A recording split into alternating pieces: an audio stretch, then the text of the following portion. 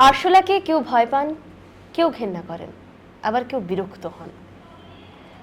আরশোলাকে ভালোবাসেন এমন মানুষ কিন্তু পৃথিবীতে খুঁজে পাওয়া যাবে না। অথচ সেই আরশোলার নামকে জড়িয়েই উত্তাল হতে চলেছে ভারতের রাজধানী। নমস্কার, আমদুরিয়া নিউজের সকলকে স্বাগত। আপনাদের সাথে রয়েছে আমি বর্ণা, আর আজ আমার সাথে রয়েছেন আমদুরিয়ার ডিরেক্টর কিশোর সাহা। নমস্কার। হ্যাঁ, ঠিকই বলেছ। আগামীকাল ককরোচ জনতা পার্টির ফাউন্ডার অভিজিৎ দীপকে দিল্লিতে ফিরবেন বস্টন থেকে। সকালে নেমেই যাওয়ার কথা তার পার্লামেন্ট স্ট্রিট থানায়, যদি না এয়ারপোর্টে অ্যারেস্ট হন। এসে পার্লামেন্ট স্ট্রিট থানায় তারা অনুমতি চাইবেন যে যন্তর মন্তরে একটা বিক্ষোভ দেখাবেন। তাদের অনুগামীরা সেখানে থাকার কথা। তাদের মূল দাবি হচ্ছে কেন্দ্রীয় শিক্ষামন্ত্রীকে রেজিগনেশন দিতে হবে। কেন না? নিট কেলেঙ্কারি এবং সিবিএসইতে কারচুপির জন্য। বুঝতে পেরেছো তো? একদম। আদৌ সেই আন্দোলন করতে দেবে পুলিশ? অত সহজে এই দলটাকে কাজ করতে দেবে কেন্দ্রের বিজেপি সরকার? কারণ কেন্দ্রের পক্ষে ইতিমধ্যে দেশের পক্ষে বিপজ্জনক বলে ককরোচ জনতা পার্টির এক্স অ্যাকাউন্ট ভারতে ব্লক করানো হয়েছে। তাতে কি, ককরোচ ইজ ব্যাক। ওরা একটা নতুন করেছে, ইয়াং জেনারেশন অনেকে সেদিকে খেয়াল রাখছে। শিলিগুড়িতেও সেই ঢেউটা আছড়ে পড়েছে। তো আসুন শুনুন এসএফআইয়ের শিলিগুড়ি জেলা সম্পাদক অঙ্কিত দে কি বলছেন। বিষয়টা হচ্ছে সাপোর্ট করা না করা সে পরিপ্রেক্ষিতটা আলাদা, কিন্তু যেই বিষয় নিয়ে এরা গোটা দেশ জুড়ে সোশ্যাল মিডিয়া প্ল্যাটফর্মে মূলত জেনজিদেরকে একজোট করবার কাজ করেছে এবং এরা খুব ইয়েতে স্বতঃস্ফূর্ত মনোভাব নিয়েই জেনজিরা কিন্তু বিজেপি সরকার তাদের যা মনোভাব, নারী নিগ্রহ হতে পারে, বেকার আনএমপ্লয়মেন্টের বিষয় হতে পারে, কৃষকদের বিষয় হতে পারে, শ্রমিকদের ন্যায্য মজুরির বিষয় হতে পারে, যেভাবে বারবার করে দেশের সাধারণ মানুষকে ডেপ্রাইভ করেছে, বেসিক্যালি ইয়ং জেনারেশনকে ডেপ্রাইভ করেছে, তার বিরুদ্ধে সর্বসামগ্রে একটা সাধারণ জনগণ এবং সাধারণ কম বয়সী ছেলেমেয়েরা তারা হচ্ছে এটার বিরুদ্ধে প্রতিবাদের ডাক দিয়েছে। এবং এটা খুব আনফর্চুনেট যে বিচারপতি, যিনি প্রধান বিচারপতি, তার এই ধরনের মন্তব্য মানে একজন সাধারণ নাগরিক হিসাবে বা সাধারণ ছাত্রযুব হিসাবে এই মন্তব্যকে সমর্থন করা যায় না। কারণ যারা বেকার তাদেরকে যদি ককরোচ বা প্যারাসাইটসদের সাথে তুলনা করা হয়, সেটা খুব আনফর্চুনেট। আমরা অঙ্কিতের কথা শুনলাম, এবার শোনা যাক বিশিষ্ট নাট্যকার বিশ্বজিৎ রায়ের কথা। বিশ্বজিৎ রায় ঠিক কোন দিকে, কি ভাবছেন এই ককরোচ জনতা পার্টি নিয়ে?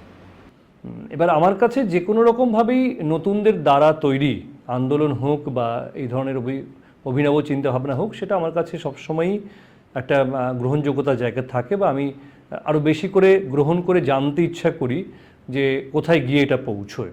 তো সেই জায়গার থেকে আগামীকাল ওরা যে দিল্লি যন্তর মন্তরে একটি বিক্ষোভ সমাবেশ করবে এবং সেটা শান্তিপূর্ণ বলে এখনও পর্যন্ত ঘোষিত, যেটুকু আমি জানি, এইরকমটাতে আমার ব্যক্তিগতভাবে কোনো আপত্তি নেই। এবং যেখানে পশ্চিমবঙ্গের মাননীয় মুখ্যমন্ত্রিত্ব পদে শপথ নেওয়ার পরেই বলেছেন যে বিরোধী পক্ষকে যথাযথ সম্মান দিয়ে বিধানসভার কাজকর্ম চলবে, তেমনি দেশের ক্ষেত্রেও বিরোধী পক্ষকে যদি যথাযথ সম্মান দিয়ে, আমি জানি না সিজেপি এই বিরোধী পক্ষ হতে পারবে কি না, যদি হতে পারে বা হয় বা এরকম যদি কিছু একটা ব্যাপার আগামীতে তৈরি হয় এবং তারা যদি গঠনমূলক মন্তব্য করে এবং তারা যে সমস্ত বিষয়ে বক্তব্য রাখবেন সেগুলোতে প্রামাণিক তথ্য থাকবে তার পেছনে, সেটা হলে পরে অবশ্যই, এবং আগামীকালও তারা বিক্ষোভ সভায় যে কথাগুলো বলবেন, যে বিষয়গুলো উত্থাপন করার চেষ্টা করবেন, সেগুলো যদি প্রমাণসহ এবং মানে হাওয়ায় ভাসছে এমনটা না হয় এবং সত্যি সেগুলোর দেশের স্বার্থে, জনগণের স্বার্থে নিরসন হওয়া প্রয়োজন, বেকারদের স্বার্থে বিশেষ করে নিরসন হওয়া প্রয়োজন, তাহলে নিশ্চয়ই এই বিক্ষোভ সমাবেশকে আমি সমর্থন করি। জেনজিরা কিন্তু শিলিগুড়িতে বেশ কৌতূহলী এই ককরোচ জনতা পার্টি নিয়ে। আসুন শোনা যাক নাট্যকর্মী অভিনেত্রী প্রমাশ্রী মিত্র তিনি কি বলছেন। ককরোচ জনতা পার্টি আসলে যদি কেউ আমাকে আরশোলা বলে, রাগ হওয়াটা খুব স্বাভাবিক। আর একটা দেশের সম্পূর্ণ যারা যুব সমাজ তাদেরকে আরশোলা বলা হয়েছে, এবং সেখান থেকে দাঁড়িয়ে আমরা দেখছি যে যত সমস্যা নেমে আসছে এই যুব সমাজের উপরেই। যেমন আমরা দেখতে চলেছি যে সিবিএসসি নিয়ে, তারপরে নিট নিয়ে একের পর এক দুর্নীতি, এগুলোর আমার মনে হয় একটা শেষ হওয়া দরকার। কারণ বহুদিন যারা ছাত্রছাত্রীরা আছে তারা মুখ বন্ধ করে রেখেছে, তাদের নিজের কথা প্রকাশ করার একটা প্ল্যাটফর্ম দরকার। সেজন্য আমার মনে হয় যে এই বিক্ষোভটা খুব আমরা শুনলাম বর্ণা, আমরা সংখ্যালঘু সম্প্রদায়ের মধ্যেও কিন্তু ককরোচ জনতা পার্টি নিয়ে অনেক কথাবার্তা চলছে। আমরা তাদের একজনের কথা শুনি। মুজাক্কির হোসেন আমাদের সঙ্গে এসছেন, কথা বলেছেন। মুজাক্কির কি বললেন? हेलो फ्रेंड्स, जैसा कि हम लोग जानते हैं कि आजकल के दौर में जो सबसे ज़्यादा ट्रेंडिंग पेज और सबसे ज़्यादा जो ट्रेंडिंग एक जनता है, एक पार्टी है जो सबसे ज़्यादा ट्रेंड कर रही है, और इस ट्रेंडिंग पार्टी का नाम है कॉकरोच जनता पार्टी। और इस पार्टी ने आज हम लोगों को, जो यूथ को है, एक नए सोच की तरफ, एक नए थिंकिंग प्रोसेस की तरफ कर दिया है। कैसे कर दिया है कि आज हम लोग कुछ महीनों में हम लोगों ने जिस तरह देखा कि नीट के पेपर में, सीबीएसई के पेपर में और कितने सारे एग्ज़ाम के पेपर में बहुत सारे घोटाले हुए, बहुत सारे पेपर लीक हो गया, और इस लीक होने की वजह से लाखों करोड़ों बच्चों की ज़िंदगी पर इफेक्ट पड़ा है, उनके लाइफ पर इफेक्ट पड़ा है। और जिसके वजह से ये सिंपल सा एक मुद्दा लेकर एक पार्टी, एक समझिए कि मजाक के तौर पर, एक फ़नी वे के तौर पर एक पार्टी बनाया गया, कॉकरोच जनता पार्टी। और इस कॉकरोच जनता पार्टी ने कुछ ही दिनों में लगभग 20 मिलियन से ज़्यादा फॉलोवर बना लिए, 20 मिलियन से ज़्यादा फॉलोवर आगे बढ़ गए। क्यों? बेसिकली इसलिए क्योंकि इस पार्टी ने हमें एक नए थिंकिंग प्रोसेस की तरफ किया है। कैसे किया है कि इस पार्टी ने हमें ये बताया कि किस तरह लड़ा जाए, किस तरह से जो गवर्नमेंट है, गवर्नमेंट किस तरह बच्चों के लिए, स्टूडेंट के लिए किस तरह काम कर रही है। आए दिन कोई ना कोई पेपर लीक हो रहा है, जिसकी वजह से ये कॉकरोच जनता पार्टी जो है उसने प्रोटेस्ट के तौर पर बहुत सारे काम किए हैं, और एक सोशल मीडिया के ज़रिए प्रोटेस्ट किया है गवर्नमेंट से। किस तरह प्रोटेस्ट किया है कि इसका सबसे पहला प्रोटेस्ट का जो रीज़न था प्रोटेस्ट करने का और ये बनाने का, इस पार्टी को बनाने का रीज़न था कि जितने भी हम लोग के यंगस्टर हैं जिनको कॉकरोच बोला गया, और ये कॉकरोच किसके ज़रिए बोला गया, किस इंसान ने यंगस्टर को कॉकरोच कहा है? तो कॉकरोच कहने वाले कोई आम इंसान नहीं, आम ह्यूमन बीइंग नहीं, बल्कि CJI जो चीफ जस्टिस ऑफ इंडिया, उन्होंने क्या कहा कि जो यंगस्टर है, यंगस्टर क्या है? एक कॉकरोच की तरह, पैरासाइट, दीज आर पैरासाइट्स। और इस तरह के जो वर्ड से है यंगस्टर को पुकारा है, जिसके वजह से क्या हुआ कि जो भारत के लोग, जितने भी यंगस्टर है जो एग्ज़ाम दे रहे हैं, जो कुछ भी दे रहे हैं, एग्ज़ाम दे रहे हो, जो भी कहीं पे सोशल मीडिया पर हो या सोशल वर्किंग में हो, हर जगह हो, उन लोगों के कहीं ना कहीं उनके मनोबल में, उनके दिल में कहीं ना कहीं एक बात खटका लगा है कि जो गवर्नमेंट जो हमको नौकरी नहीं दे रही है, जो गवर्नमेंट हमको एम्प्लॉयमेंट नहीं दे पा रहा है, और ये एम्प्लॉयमेंट नहीं देने का वजह ये नहीं कि गवर्नमेंट के पास नौकरी नहीं है, बल्कि ये वजह है कि गवर्नमेंट चाहती है कि बच्चे लोग, जितने भी स्टूडेंट हैं, जितने भी यहाँ पे इंडियंस है, जितने भी लोग जो पढ़ना चाहते हैं, पढ़ के इस सोसाइटी को, इस समाज को कुछ बदलना चाहते हैं, वो बदल ना पाए। तो यही गवर्नमेंट का मकसद है, यही गवर्नमेंट का एम है कि लोग पढ़े ना। आए दिन देखते हैं हम लोग पेपर लीक होता जाता है, और जिसके वजह से क्या हो रहा है, हमारे जितने भी मिनिस्टर्स हैं, जितने भी जो पॉलिटिक्स में है लोग, वो लोग क्या चाहते हैं? यही चाहते हैं कि हम लोग पढ़े ना, हम लोग आगे ना बढ़ पाए, हम लोग सही से काम ना कर पाए, हम लोग सही से एम्प्लॉयमेंट ना ले पाए। मगर जो है हम लोग इंडियंस लोग इंडिया के बड़े बड़े एग्ज़ाम में बैठते हैं, यंगस्टर बड़े बड़े एग्ज़ाम में बैठते हैं, मगर एग्ज़ाम के बदले में इतना प्रिपरेशन करने के बाद, इतना ज़्यादा उन लोगों को प्रिपेयर करने के बाद, अपना एग्ज़ाम का तैयारी करने के बाद क्या मिलता है? ये न्यूज़ मिलता है कि पेपर लीक, ये न्यूज़ मिलता है कि ये पेपर लीक हो गया है, अब एग्ज़ाम नहीं होगा, कंडक्ट नहीं होगा, ये एग्ज़ाम जो पोस्टपोन अगले साल होगा। क्यों ऐसा हो रहा है? এবার আমরা শুনবো জেনজিদের আরেকজন, যিনি শিলিগুড়িতে নিজেদের আড্ডায় ককরোচ জনতা পার্টির আগামীকালের ধর্ণা নিয়ে অনেক কথা শোনেন। তিনি কি বললেন, তার নাম Advay. CJI chief justice of India versus CJP cockroach Janata party, main যেই কারণেই দলটি তৈরি করা হয়েছিল। তো হ্যাঁ, আমি অবশ্যই সমর্থন করি, যেহেতু এখনও পর্যন্ত আমার মনে হয় যে এই দলটি আমাদের দেশের যুব সমাজকে নিয়ে, যুব সমাজের জন্য ভয়েস উঠাচ্ছে, তো সেই হিসাবে আমি সমর্থন করি। আর অবশ্যই নিটের পেপার লিক হওয়া একটা 6th largest economy in the world, ইন্ডিয়ার মতো একটা দেশে হওয়া উচিত না। আপনারা শুনলেন। একটু সংক্ষেপে আমরা জানিয়ে দিই ককরোচ জনতা পার্টির জন্ম বৃত্তান্ত। এই ককরোচ জনতা পার্টি আসলে কোনো রাজনৈতিক দল নয় যারা নির্বাচনে প্রতিদ্বন্দ্বিতা করে।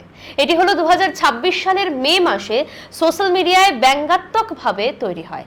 রাতারাতি এত ফলোয়ার হয় যে ভারত সরকার দেশের পক্ষে বিপজ্জনক মনে করে এক্স অ্যাকাউন্টই ব্লক করে দেয়। আচ্ছা, এতে ভয়ের কি আছে, বিপদের কি আছে? অতীতে কি পৃথিবীর কোথাও এই রকম পিকুলিয়ার নামের দল গড়ে উঠেছে বা কেউ কি গড়ে তুলতে সফল হয়েছে? দেখো, ইতিহাস বলছে যে এইরকম বেশ কিছু বাস্তব এবং ব্যঙ্গাত্মক রাজনৈতিক দল, মানে নামগুলো ব্যঙ্গাত্মক, প্রতিবাদী আন্দোলন হয়েছে যাদের নামগুলো একদম অপ্রচলিত বা অদ্ভুত বা হাস্যকর, এটা যেমন ককরোচ।